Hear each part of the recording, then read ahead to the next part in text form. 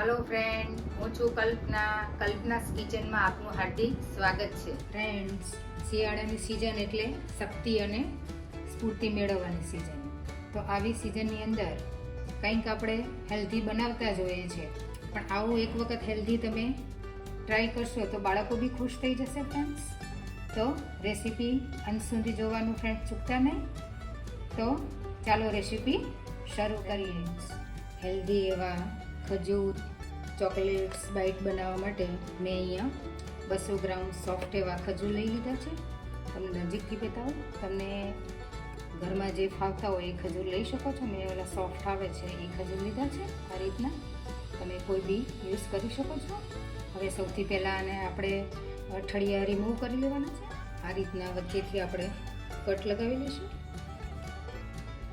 અને ઠળિયા છે એ રિમૂવ કરી લઈશું.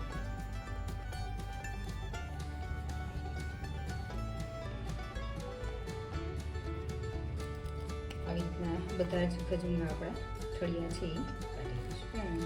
ખજૂરની અંદરથી જે અંદરના બી છે એ બધા મેં રિમૂવ કરી લીધા છે. હવે આપણે આની અંદરનું જે ફિલિંગ છે એ ફિલિંગ માટે મેં અહીંયા કાજુ અને બદામ બે મિક્સ કરી લીધું છે અને આદિ કચરો ભૂકો કરી લીધો છે.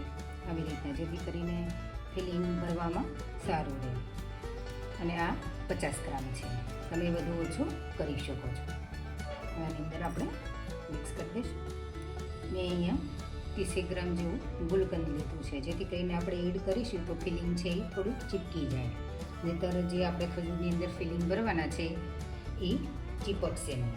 તમે આની અંદર જો ગુલકંદ ના હોય તો તમે શુગર સિરપ પણ એડ કરી શકો છો, અને એ પણ ન હોય તો તમે થોડીક ચાસણી બનાવી અને એ બી એડ કરી અને ચીપકાવીશું. આપણે થોડું એડ કરતા જઈશું અને ફિલિંગની અંદર એડ કરી દઈશું કાજુ બદામની અંદર, જેથી કરીને આ બધું ચીપકી જાય.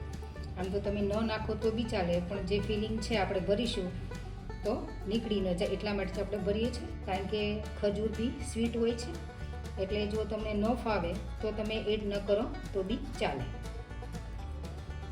પણ ગુલકંદનો જે ટેસ્ટ છે એ બહુ સરસ આવે છે અને ફિલિંગ બી ચીપકી રહે, એટલા માટે મેં ગુલકંદ એડ કર્યું છે. અને બહુ સરસ ટેસ્ટી એવું આ બાઇટ્સ બનશે અને બાળકોને ખૂબ જ ટેસ્ટી એવા બાઇટ્સ ખૂબ જ ભાવશે. આપણે વધ્યું છે અડધી ચમચી જેવું એડ કરી દઈએ. બધું વ્યવસ્થિત મિક્સ કરી દઈએ. આપણું જે ફિલિંગ છે એકદમ મસ્ત રેડી થઈ ગયું છે. હવે આપણે ખજૂરની અંદર ભરી દઈશું. તમે આની અંદર જો થોડું ઘી એડ કરવું હોય તો બી તમે કરી શકો. આની અંદર આપણે ફિલિંગ ભરવાનું છે, તો આવી રીતના થોડું ફિલિંગ આપણે આની અંદર ભરી દઈશું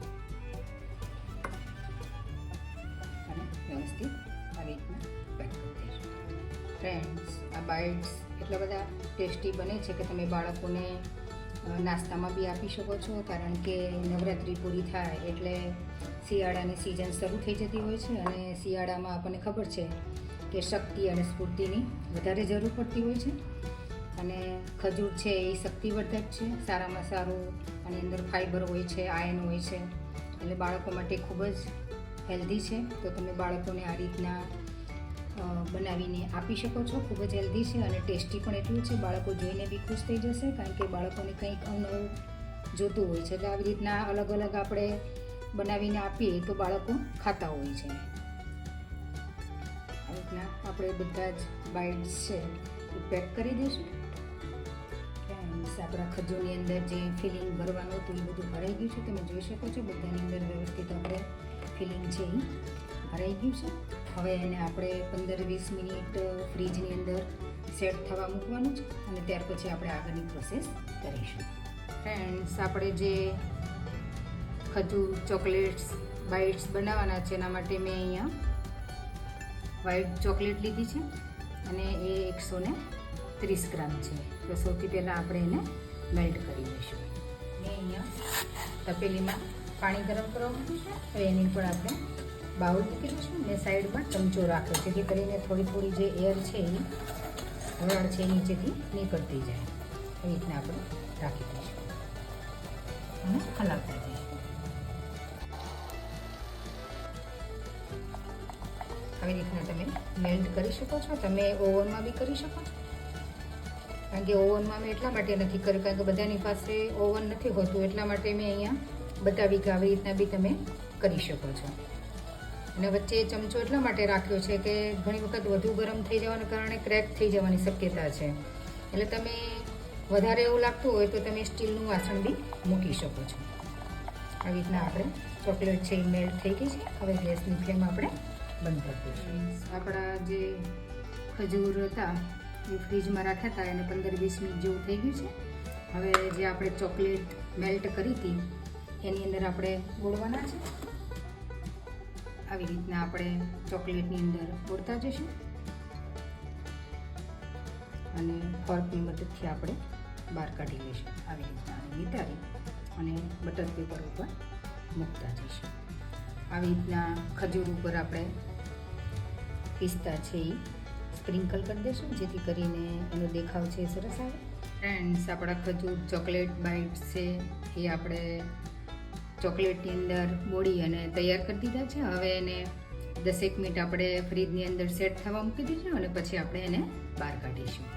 ફ્રેન્ડ્સ, આપણા જે ખજૂર ચોકલેટ બાઇટ્સ છે એકદમ રેડી થઈ ગયા છે. તમે જોઈ શકો છો એકદમ મસ્ત બન્યા છે. જોતાં જ આપણને ખાવાનું મન થઈ જાય એવા મસ્ત બન્યા છે. તમે નજીકથી બી બતાવો અને એક તોડીને બી હું બતાવો.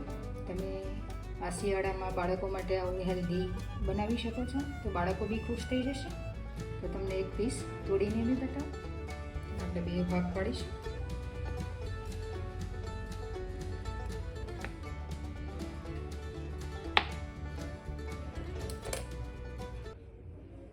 તમે જોઈ શકો છો અંદર એનું ફિલિંગ એકદમ મસ્ત આવ્યું છે અને કલર બી એકદમ મસ્ત આવ્યું છે. અંદરને બહાર એકદમ વ્હાઈટ અને વચ્ચે એકદમ કોફી એકદમ મસ્તનો દેખાવ લાગે છે અને બાળકો જોઈને બી ખુશ થઈ જશે. તો તમે બી આવા હેલ્ધી બાઇટ્સ બાળકોને ખવડાવશો તો બાળકો એકદમ ખુશ થઈ જશે અને મોટાઓ બી આ ખાઈ શકે છે. એકદમ હેલ્ધી છે. ફ્રેન્ડ્સ, તમને આ હેલ્ધી બાઇટ્સ ખજૂરના કેવા લાગ્યા તો મને કોમેન્ટ સેક્શનમાં જરૂરથી જણાવજો. અને આ વિડીયો તમે ક્યાંથી ફ્રેન્ડ જોઈ રહ્યા છો એ પણ મને કોમેન્ટ સેક્શનમાં જરૂરથી જણાવજો ફ્રેન્ડ્સ. અને જો હજી સુધી તમે સબસ્ક્રાઈબ ન કર્યું હોય ફ્રેન્ડ્સ તો સબસ્ક્રાઈબ જરૂરથી કરજો કારણ કે તમારું જે એક સબસ્ક્રાઈબ છે અમને ઘણું બધું ફ્રેન્ડ્સ મોટિવેશન આપે છે ફ્રેન્ડ્સ. તો સબસ્ક્રાઈબ જરૂરથી કરજો અને જો વિડીયો સારો લાગે તો ફ્રેન્ડ્સ અને ફેમિલીમાં જરૂરથી શેર કરજો. તો મળીએ આવા જ અવનવા હેલ્ધી વિડીયો સાથે ફ્રેન્ડ્સ. તો બધા જ ફ્રેન્ડને જય શ્રી કૃષ્ણ. આવજો.